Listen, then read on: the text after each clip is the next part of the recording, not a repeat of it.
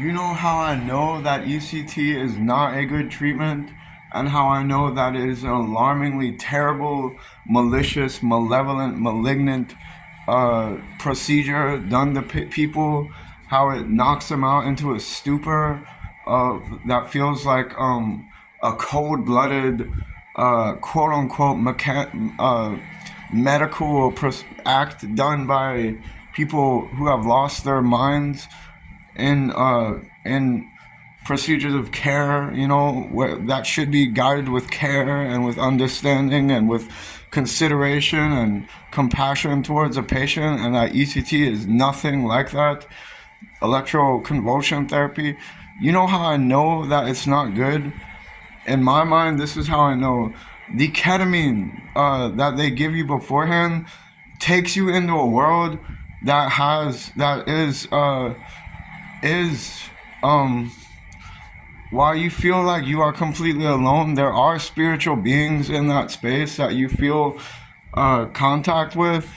And the spiritual beings that I was in contact with while on ketamine, there are spiritual beings there, and they were scared stiff of electroconvulsion therapy to a point where they were like, no, no, no, no, no, no. You know what I mean? Whenever the doctors were getting their I did it 6 times against my will 6 times in this hospital called Trust Point. Yeah, not trustworthy at all. Not trustworthy at all. No point of trust did I have with that hospital. They gave me a howdle against my will, extreme body spasms, muscle cramps from all heck, and muscle spasms that I couldn't even control my ligaments.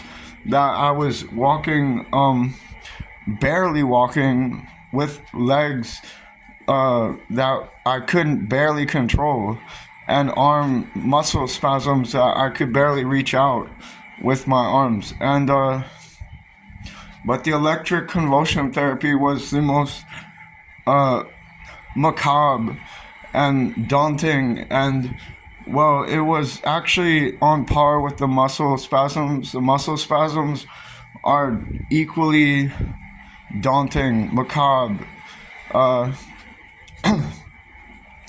so the ketamine spirits did not like ECT. The spirits on ketamine did not go with ECT. The ketamine feeling takes you into a world of distance away from reality where you feel like you've been there before, but it draws you way back into a space where you feel like you're on a river raft in the woods, like someone noted earlier. I mean, I described it like you're way out in the woods somewhere alone, and you can't hear any voices around you, and everyone's gone. And someone described it like you're in the middle of the ocean, out by yourself. And yeah, it is like that too. And but anyways, the most important thing to remember is that none of these procedures should be done against anyone's will. Everyone's will and consent is what everyone's will and consent is what validates these procedures, and if there is no will or consent there, then they are not valid, they're not validified, they're not right to be pushed on a patient. And who do we voice our concerns to except to the open air, nowadays, because there's no one with accountability in the medical fields when they're pushing drugs on people against people's will. And that's an extreme foul in any world where you would push a drug on someone against their will. That will be opened up as something very extremely terribly it's like mental assault, it's like mental assault. And they don't really open up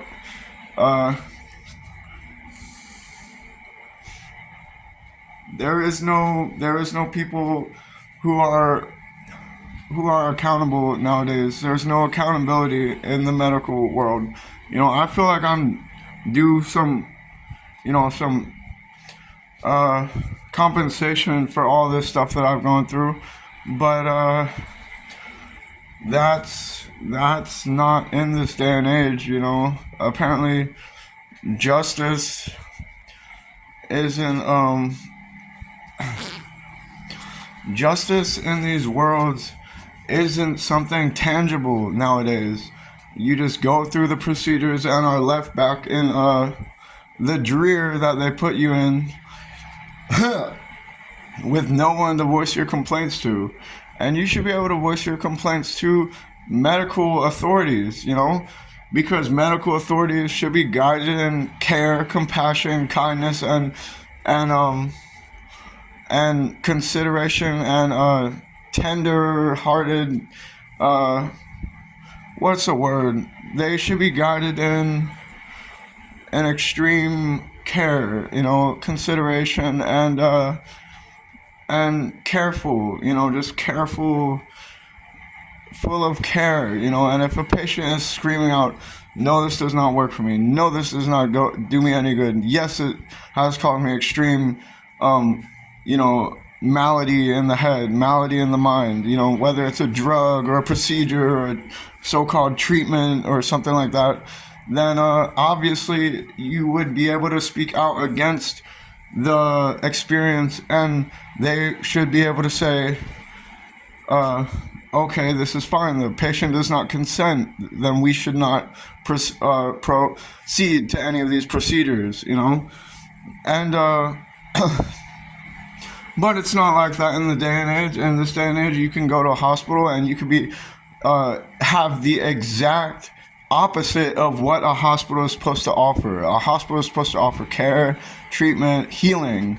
Healing is not done at the hands of those who drug against one's will. I don't like this effect. This drug is not working for me. Oh, really? Well, here, why don't we stab you in the arm with it, and do it whether you like it or not. You might have extreme muscle cramps. You might have extreme muscle spasms. You might have extreme, extremely allergic effects, but we don't care whatsoever. It's how these hospitals have been doing people and patients, and there's no outrages, but I would speak out most boldly against these medical alleged medical fields which are doing this to people. Psychiatry is ridden with problems, ridden with issues, ridden with complete backwards thinking whenever it comes to resolving people's mental lives, and whatever maladies affect their emotions or their spirit, and they don't have the first inkling or wherewithal of how to attend to people's needs in those worlds. So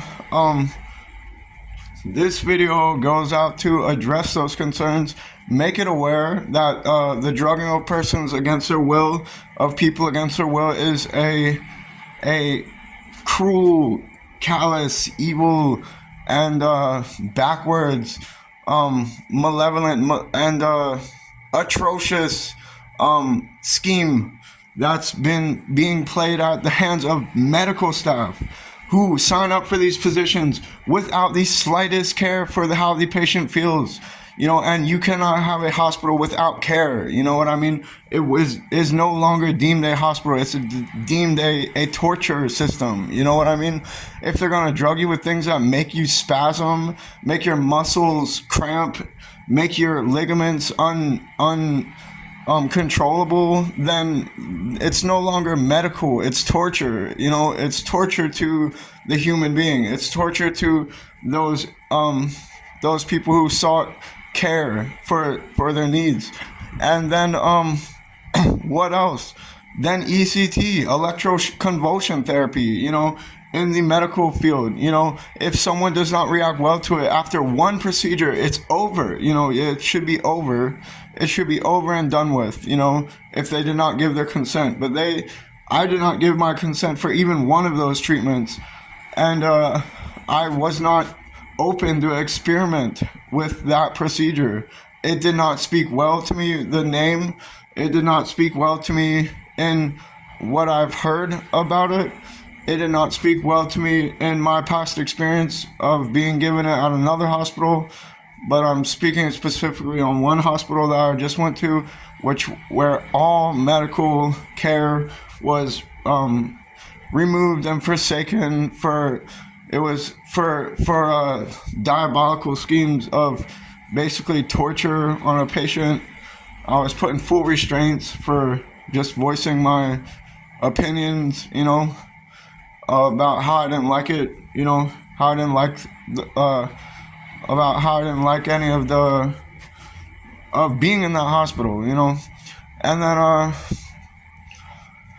what else, you know, it's just a cold-hearted world of the grip of false authority figures on someone who actually has ideals for real care, real contribution, real healing, real understanding, real consideration, real understanding, and real compassion given to patients who need well-being, who need mental clarity, who need soothing, healing, and caring attendances to their qualms and sicknesses and stuff, through you know, the serenity and an atmosphere of compassion and graceful behaviors, graceful attitudes and outlooks on patients, rather than considering them animals to be drugged or animals to be put into you know, electric convulsions and all of this. So not good, not a good outlook on life, not a good outlook on the peoples that you're trying to provide care for. It's a serious issue in the medical world. It's a serious issue in the world of healthcare. It's a serious issue in the world of the mind, you know, of healing the mind, of making the mind stable, making the mind sober, making the mind find a home base in its you know, sanctuary. The sanctuary of the mind needs to be people need to be brought back to the sanctuary of the mind, you know, and they can't find sanctuary in these places where none of their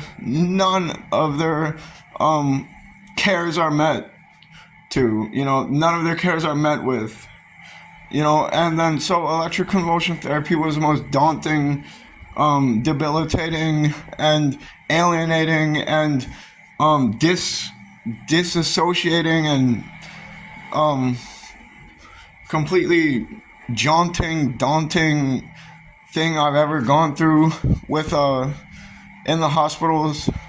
And it's